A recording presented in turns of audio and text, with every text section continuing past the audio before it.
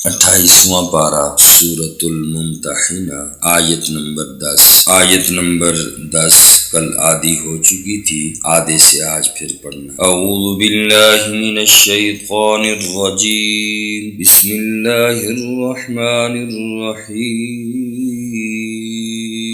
وآتوہم ما انفقوا، وآتوہم اور ادا کرو تم ان کفار کو، ما انفقوا جو انہوں نے خرچ کیا، ولا جناح علیکم اور نہیں ہے کوئی گناہ تم پر، ان تنکحوہن یہ کہ تم ان سے نکاح کرو، اذا آتیتموہن جب دے دو تم ان کو، اجورہن ان کا مہر، ولا تمسکوا اور نہ روکے رکھو، بعصم الکوافر کافر عورتوں کی عصمتیں، واسألوا اور مانگ لو تم، ما انفقتم جو خرچ کیا تم نے، ولیسألوا اور چاہیے کہ مانگیں وہ، ما انفقوا جو خرچ کیا انہوں نے، ذالکم حکم اللہ یہ اللہ کریم کا فیصلہ ہے، یحکم بینکم وہ فیصلہ فرماتے ہیں تمہارے درمیان، واللہ اور اللہ تعالی علیم حکیم خوب جاننے والے بڑی حکمت والے ہیں۔ اس آیت کے پہلے حصے میں اللہ پاک نے ایمان والوں کو خطاب کر کے فرمایا، اذا جاءکم المؤمنات مہاجرات فامتحنوہن کہ جب تمہارے پاس ہجرت کر کے ایمان والی عورتیں آئیں تو ان کا امتحان لے لیا کرو۔ اور آج کی اس آیت مبارکہ میں وآتوہم ما انفقوا اب سوال یہ ہوتا ہے کہ کوئی عورت ایمان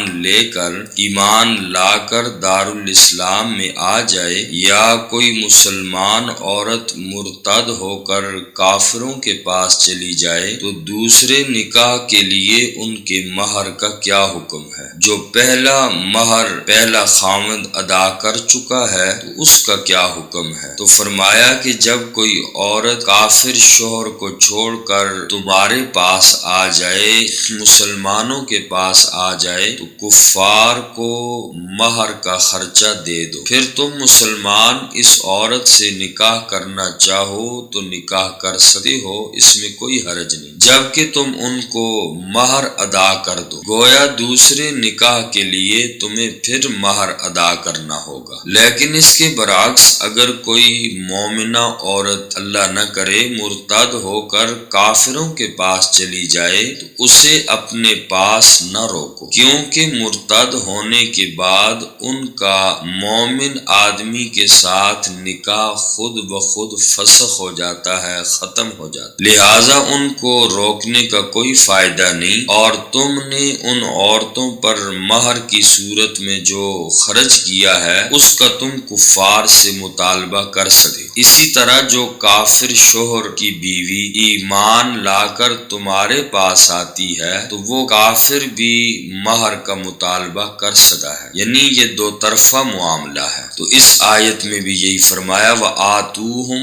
ما انفقوا اور تم ان کافروں کو ادا کر دو جو ان کافروں نے ان پہ خرچ کیا تھا عورتوں پر جو اب مسلمان ہو کر آگے، ولا جناح علیکم اور کوئی گناہ نہیں تم پر، ان تنکحوہن یہ کہ تم ان عورتوں سے نکاح کرو، اذا آتیتموہن اجورہن جب تم دے دو ان کو ان کا مہر، ولا تمسکوا اور نہ روکو، بعصم الکوافر کافر عورتوں کی عصمتیں، واسألوا اور مانگ لو تم، ما انفقتم جو تم نے خرچ کیا، وَلْيَسْأَلُوا اور چاہیے کہ مانگیں وہ کافر ما انفقوا جو انہوں نے خرچ کیا. ذَلِكُمْ حُکْمُ اللَّهِ یہ اللہ کا حکم ہے جو تمہیں دیا گیا ہے، اس پر عمل درآمد ضروری ہے، اسی نے تمہارے درمیان فیصلہ کیا ہے. يَحْكُمُ بَيْنَكُمْ وَاللَّهُ عَلِيمٌ حَكِيمٌ. اگلی آیت مبارکہ میں فرمایا وَإِنْ فَاتَكُمْ شَيْءٌ اور اگر چلی جائیں تم سے من ازواجکم تمہاری عورتوں میں سے کچھ الکفار کفار کی طرف فعاقبتم پس تم گرفت کرو ان کی. اگر تمہاری بیویوں میں سے کوئی تمہارے ہاتھ سے نکل گئی، مکے میں رہ گئی یا مرتد ہو کر چلی گئی، تمہارے حق مہر اس کے پاس رہ گئے ہیں، جو تم نے ان کو مہر دیا تھا وہ اسی کے پاس رہ گئے. قرآن نے فرمایا فعاقبتم پس تم گرفت کرو. اس طرح کہ اگر کوئی عورت ادھر سے مسلمان ہو کر آ جائے کہ جس کا مہر تم نے کافروں کو دینا ہے، تو وہ ان کافر اور ان کافروں کو نہ دو جو وہ کافروں کی عورت مسلمان ہو کر آئی ہے. اس کا مہر چونکہ مسلمانوں پر لازم ہے اور مسلمانوں کو دینا ہے، تو فرمایا تمہاری عورتیں جب ادھر رہ گئیں، مہر ان کے پاس رہ گیا، تو تم فعاقبتم پس تم گرفت کرو، تم ان عورتوں کو مہر ان کے ادا نہ کرو وہ جو مسلمان ہو کر آئی ہے، بلکہ اس مسلمان کو وہ مہر دو جس کی بیوی چلی گئی حق مہر لے کر. بعض مفسرین نے فعاقبتم سے مراد یہ لیا ہے کہ تم کفار سے جہاد کرو، وہاں سے جو مال ملے بیت المال میں جمع کرو اور پھر اس بیت المال میں سے اس آدمی کا خرچہ ادا کرو جو اس نے اپنی مرتد ہونے والی بیوی پر کیا تھا. فرمایا وَإِنْ فَاتَكُمْ اور اگر چلی جائیں تم سے شَيْءٌ مِّنْ أَزْوَاجِكُمْ تمہاری عورتوں میں سے کچھ إِلَى الْكُفَّارِ کفار کی طرف فَعَاقَبْتُمْ پس تم گرفت کرو فَآتُوا الَّذِينَ پس دو ان لوگوں کو ذَهَبَتْ أَزْوَاجُهُمْ جن کی بیویاں رہ گئی ہیں مِثْلَ مَا انفقوا اس کی مثل جو انہوں نے خرچ کیا. واتقوا اللہ اور تم ڈرو اللہ سے، اللہ کے قانون کی خلاف ورزی نہ کرو. الذی وہ ذات جس پر انتم بہ مؤمنون تم ایمان لائے ہو، یعنی اس اللہ کی ذات کے قانون کی پاسداری کرو، اس کی خلاف ورزی نہ کرو. اللہ تعالی ہم سب کو عمل کی توفیق نصیب فرمائے.